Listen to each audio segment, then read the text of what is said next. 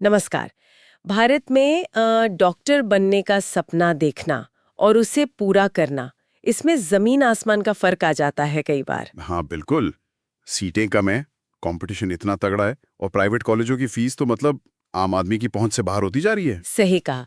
और इसी वजह से ना बहुत सारे छात्र और उनके पेरेंट्स अब विदेश की तरफ देखने लगे हैं। हाँ, ये ट्रेंड बढ़ रहा है। तो आज हम ऐसे ही एक उभरते हुए ऑप्शन पे बात कर रहे हैं, उज़्बेकिस्तान में एमबीबीएस। अच्छा। हमारे पास एक ऑनलाइन गाइड है जिसमें काफी डिटेल्स दी गई हैं। अच्छा, उज़्बेकिस्तान, हाँ आजकल काफी सुनने में आ रहा है ये नाम। हाँ, तो आज इसी की पड़ताल करते हैं कि भाई उज़्बेकिस्तान भारतीय छात्रों के लिए वाकई में एक सही विकल्प है।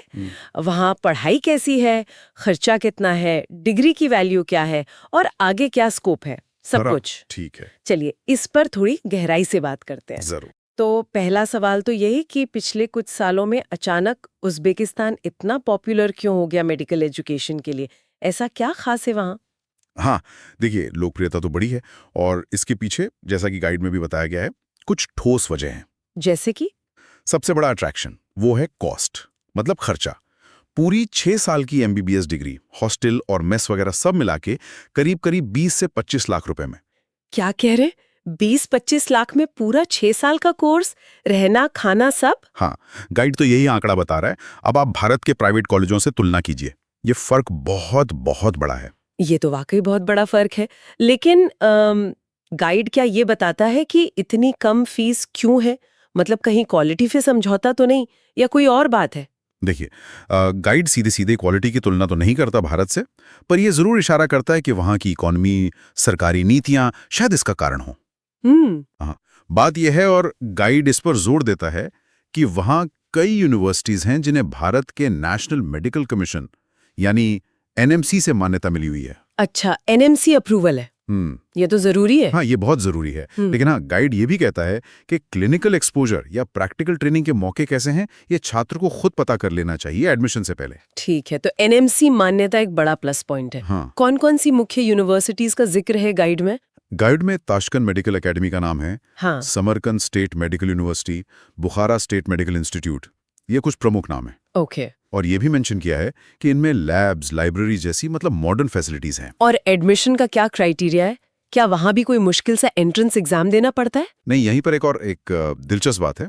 गाइड के मुताबिक एडमिशन के लिए आपको 12वीं में फिजिक्स, केमिस्ट्री, बायोलॉजी में कम से कम 50% मार्क्स चाहिए। बस 50%? जनरल के लिए? हाँ, जनरल के लिए 50% और जो रिजर्व्ड कैटेगरी हैं उनके लिए 40%। अच्छा। और हाँ, नीट क्वालिफाई करना कंपलसरी है, ये जरूर है। नीट तो चाहिए। हाँ, नीट क्वालिफाइड होना चाहिए। लेकिन उज़्बेकिस्तान में एडमिशन के लिए कोई अलग से एंट्रेंस टेस्ट या डोनेशन वगैरह ऐसा कुछ नहीं बताया गया गाइड में।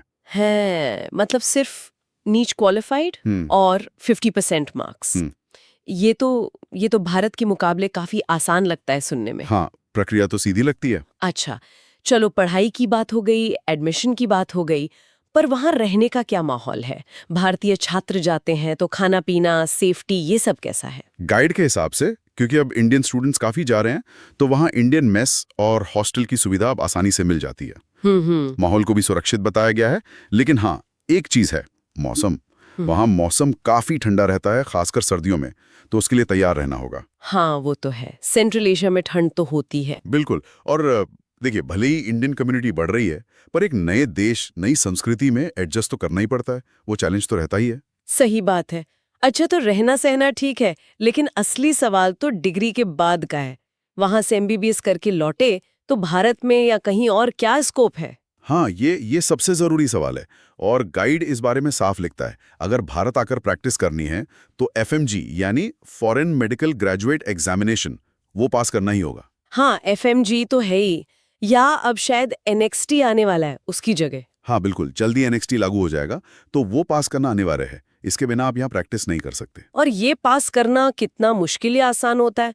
मतलब क्या यूनिवर्सिटीज इसमें कुछ हेल्प करती हैं? अच्छी बात यह है गाइड के अनुसार कि कुछ यूनिवर्सिटीज अब कैंपस में ही एफएमजी या नेक्स्ट की कोचिंग भी ऑफर करने लगी हैं। अरे, ये तो बढ़िया है। हाँ, और इसके अलावा अगर किसी को बाहर जाना है, जैसे अमेरिका या यूके, तो फिर यूएसएमएलए या प्लैब जैसे एग्जाम्स के रास्ते भी खुले हैं। ओके। लेकिन हाँ, इन एग्जाम्स का अपना एक लेवल है, अपनी चुनौतियां हैं, सफलता दर है, वो सब ध्यान में रखना होगा।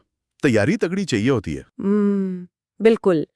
तो अगर हम सारी बातों को समेटें हाँ। तो निचोड़ ये निकलता है कि जो छात्र नीट क्वालिफाइड हैं और भारत में प्राइवेट कॉलेज का भारी भरकम खर्च नहीं उठा सकते, उनके लिए उज़्बेकिस्तान एक विचार करने लायक विकल्प हो सकता है। हाँ, एक किफ़ायती विकल्प तो लगता है। बस शर्त यही है, और ये बहुत ज़रूरी है, कि जिस भी यूनिवर्सिटी में जाएं वो एनएमसी से अप्रूव्ड हो, लिस्टेड हो। सही। बिल्कुल। लेकिन देखिए, फैसला बहुत सोच समझ कर लेना चाहिए। किसी भी एजेंसी या वेबसाइट पर आंख बंद करके भरोसा ना करें। ये गाइड भी एक सोर्स है, लेकिन फाइनल फैसला लेने से पहले हाँ, क्या करना चाहिए? सबसे अच्छा है कि अगर हो सके तो जो छात्र वहां पहले से पढ़ रहे हैं उनसे डायरेक्ट बात करें, उनका फर्स्ट हैंड एक्सपीरियंस लें, या फिर कोई भरोसेमंद अनुभवी एजुकेशन काउंसलर हो उससे सलाह लें। सही कहा। क्रॉस चेक करना बहुत जरूरी है। हाँ, पूरी जांच पड़ताल, सही जानकारी, यही सही फैसले का आधार बनती है। यहाँ ये सवाल उठता है कि जानकारी कितनी भरोसेमंद है। बिल्कुल। तो ये थी हमारी पड़ताल उज़्बेकिस्तान में एमबीबीएस की संभावनाओं पर।